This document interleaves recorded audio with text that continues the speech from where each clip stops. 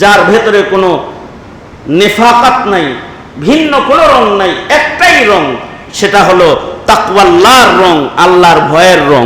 সাল্লাইতা আলা ইব্রাহিম ওয়া আলা আলি ইব্রাহিম ইন্নাকা হামিদুম মাজিদ। আল্লাহুম্মা বারিক আলা মুহাম্মাদিন ওয়া আলা আলি মুহাম্মাদ কামা বারাকতা আলা ইব্রাহিম ওয়া আলা আলি ইব্রাহিম ইন্নাকা হামিদুম মাজিদ। আলহামদুলিল্লাহ, আল্লাহ জাল্লা শানুহুর দরবারে আলিশানে শকর যে আল্লাহ জাল্লা শানুহু ইয়াউমুল জুমআতে মসজিদে জুমার নামাজ আদায়ের জন্যে হাজির হওয়ার তৌফিক দান করেছেন।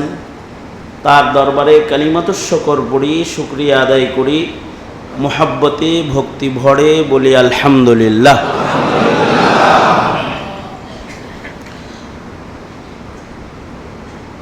বরকতের নিয়তে সূরাতুল বাকারা থেকে আয়াত অংশ এবং 2 জায়গা থেকে হাদিস আপনাদের সামনে পেশ করেছি।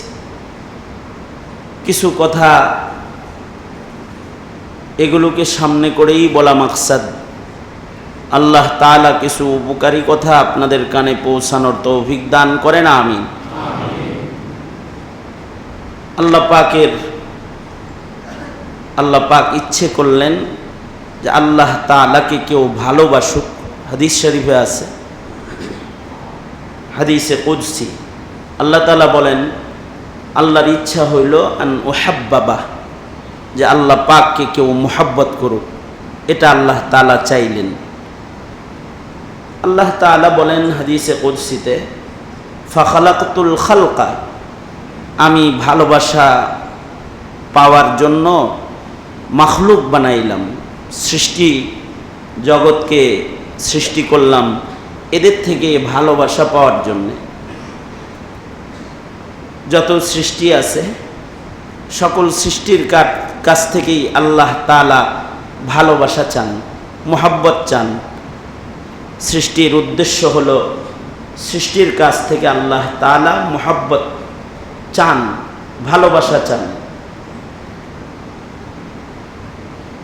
কিন্তু আল্লাহ তাআলা সর্বোচ্চ ভালোবাসা লাভের আশায় যে মাখলুককে সৃষ্টি করেছেন, সে মাখলুকটার নাম হলো ইনসান।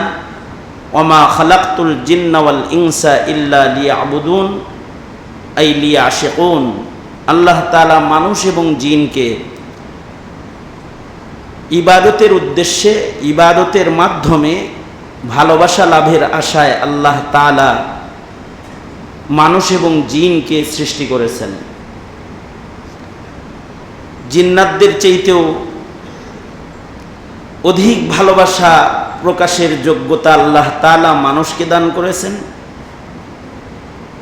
মানুষকে বিশেষভাবে আল্লাহ তাআলা মুহাব্বত আর প্রেমের বন্দিগি করার জন্য তৈরি করেছেন। ফিরিস্তারা যখন ইবাদতের মাধ্যমে প্রেম প্রকাশে ব্যস্ত ছিল, ফিরিস্তাদেরকে আল্লাহ তাআলা বললেন, আমি আমার প্রতিনিধি বানাইতে চাই,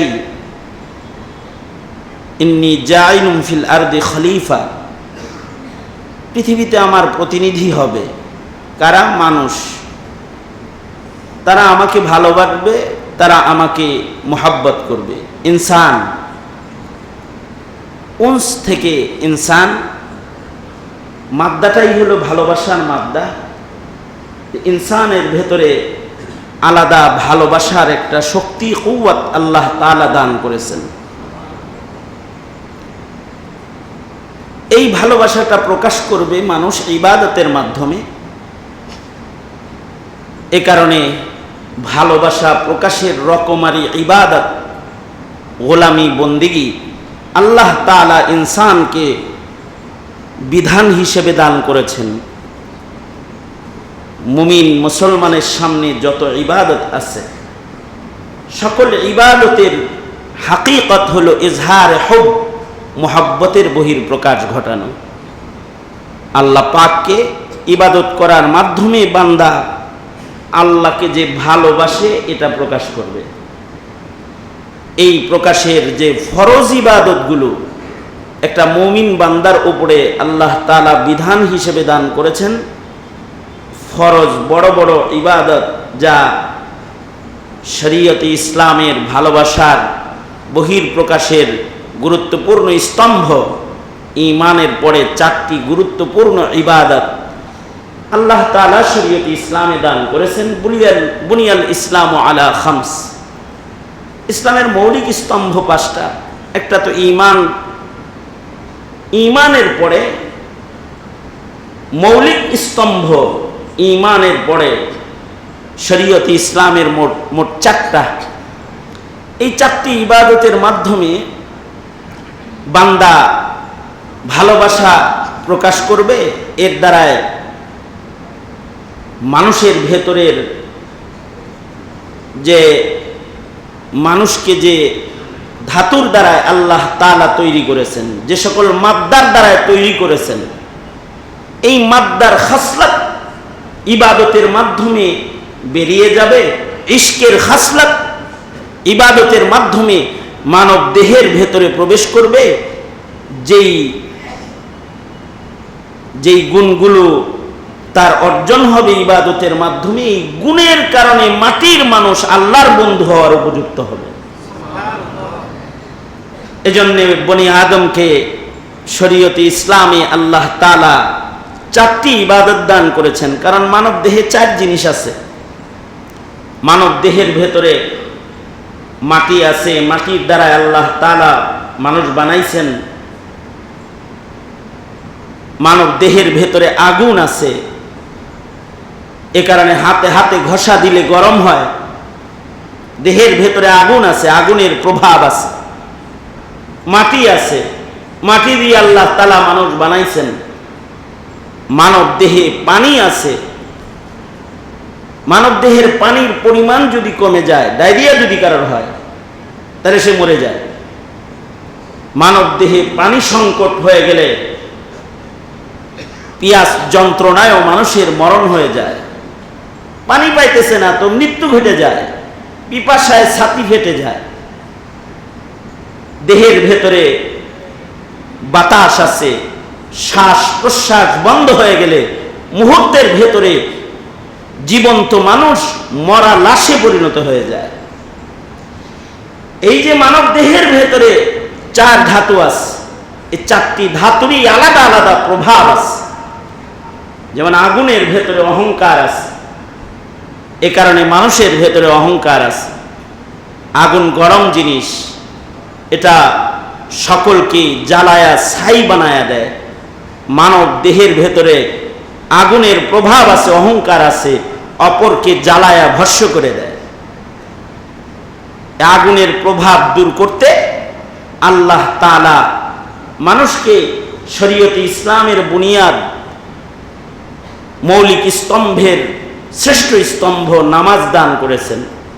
নামাজের দ্বারাই মানুষের দেহের আগুনের প্রভাব বেরিয়ে যাবে, অহংকার বেরিয়ে যাবে।